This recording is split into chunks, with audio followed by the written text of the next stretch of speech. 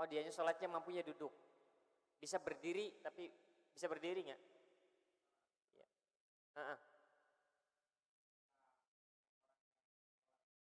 Iya,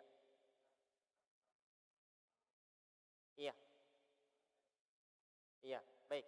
Kalau memang dia bisa berdiri, maka dia bertakbiratul ihram dalam keadaan berdiri. Kemudian dia duduk. Misalkan. Kalau dia tidak mampu sama sekali berdiri, maka dia takbiratul ihram dalam keadaan duduk, menghadap kiblat. Gitu. Iya.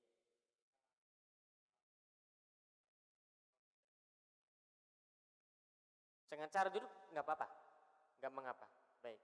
Dalam sholat sunnah pun kalau kita tidak punya penyakit apa-apa, kita pengen sholat sunnahnya duduk boleh, boleh nggak apa-apa. Cuma pahalanya beda antara yang berdiri dengan duduk.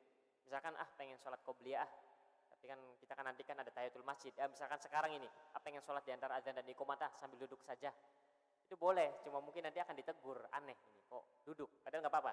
Sholat sunnah sambil duduk nggak apa-apa.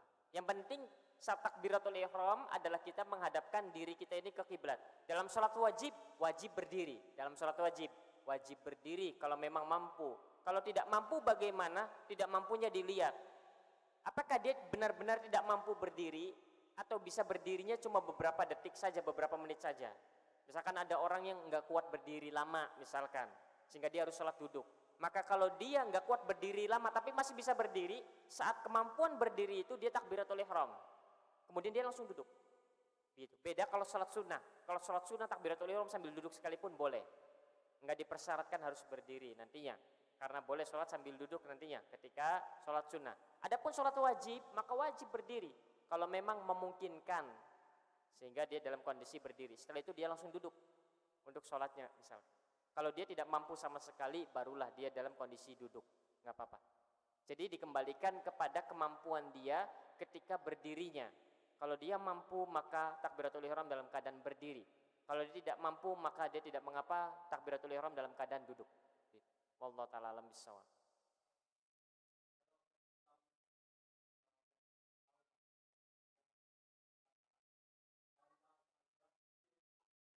Ya.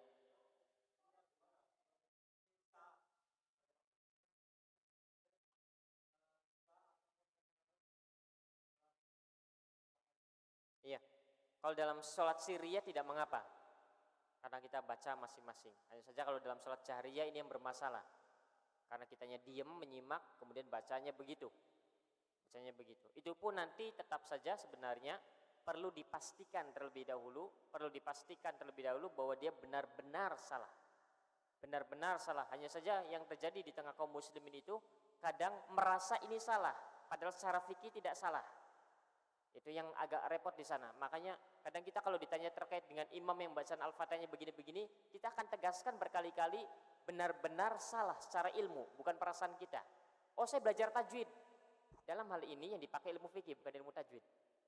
Tapi dalam ilmu tajwid tahsin salah. Iya, kita lihat ilmu fikih. Begitu. Nanti akan dianggap tidak begitu, karena nanti harus dilihat banyak hal yang harus dilihat. Apakah ini sudah berusaha ataukah tidak? Apakah ini adalah huruf-huruf yang boleh diganti atau tidak dalam ilmu fikih? Karena nanti itu kaitannya dengan sah dan tidak sah, maka itu kaitannya dengan ilmu fikih. Sehingga pastikan dengan pasti dulu bahwa ini memang salah. Kalau memang benar-benar pasti salah, nah tinggal nanti bagaimana penyikapan kitanya. Sehingga begitu. Adapun rata-rata kita yakin rata-rata yang maju menjadi imam pernah belajar Al-Quran dan kemampuannya yang sebatas itu. Sehingga untuk menilai bahwa si fulan ini salah itu agak sulit juga.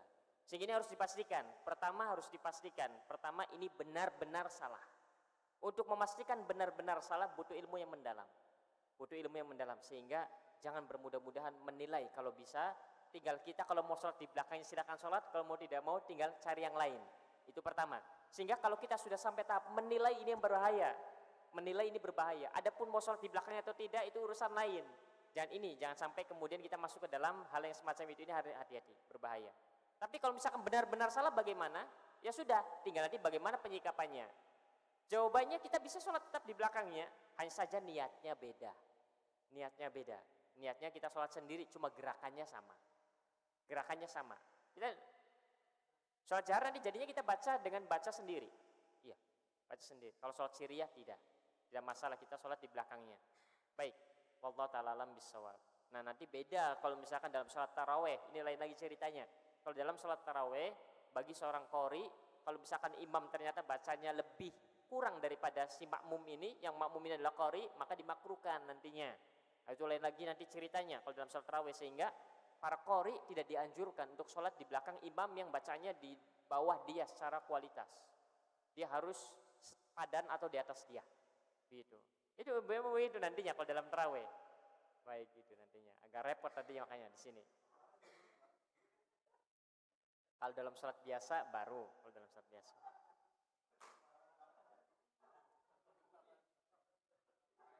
Ya ini jadi kalau misalkan yang biasa jadi imam kemudian tidak dijadwal, harus lihat-lihat, pilih-pilih siapa imamnya. Jangan asal saja. Kalau bacaannya lebih buruk dari dia, makruh nanti hukumnya. Mending dia sholat sendiri di rumah bersama keluarga. Begitu nantinya. Jadi harus diperhatikan nanti. Oh saya nggak ada jadwal ini. Kalau jadwal terus capek, kita butuh untuk sholat bersama yang lain. Sekali-kali jadi makmum. Lihat dulu imamnya siapa. Imamnya sepadan atau tidak, atau di atasnya. Kalau sepadan silakan sholat bersamanya. Kalau tidak sepadan, tidak. Tidak haram, tidak. Hanya saja lebih baik cari yang lebih sepadan atau lebih utama. Nanti begitu. Ini kalau dalam bab tarawih. Baik.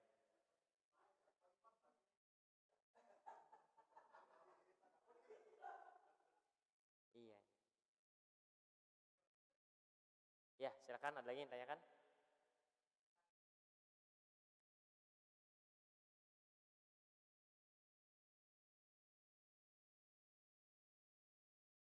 Iya. Iya.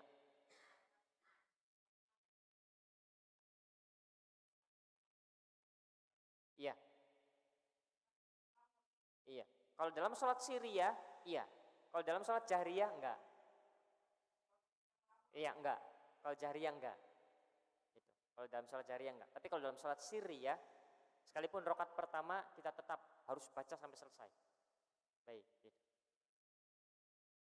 Iya, akan lagi. Iya.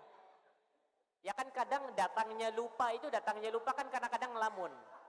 Kadang lupa ini rakaat keberapa ini.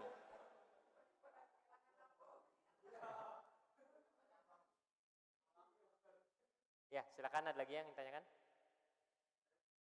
Baik, kalau tidak ada kita cukupkan sampai di sini.